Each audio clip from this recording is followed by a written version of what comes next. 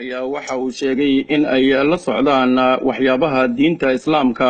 aysan ogolayn ee ka jira qaar ka mid ah hoteelada magaalada Muqdisho si gaar ah xilliyada habeenkii ah isagoo sheegay in ay ka hortagayaan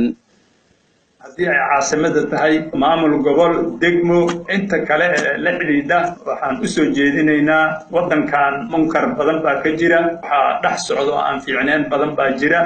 waxa jira hordheelo oo la diidan yahay qaabkay u shaqeeyaan xam badan ka socoto oo farta lagu fiiqayo ayaa jira kuwa caweys iyo balaayi waxa aan fiicneen ka socdaa jira arrimahaas shareecada islaamka ma ku banaana haddii ilbaxnimo la mooday ilbaxnimo ma aha kufsiga badan kana badan marka dadku ay leeyihiin waxyaalaha marka hore oo sahlayo abuurayo ay tahay in la dagaalamo wasaaraddu waxay soo jeedinaysaa in hordheeladaas dib loo fiiriyo gacan bir lagu qabto hordheeladaan akhlaaqiyad fiican ka soconin waa jiraan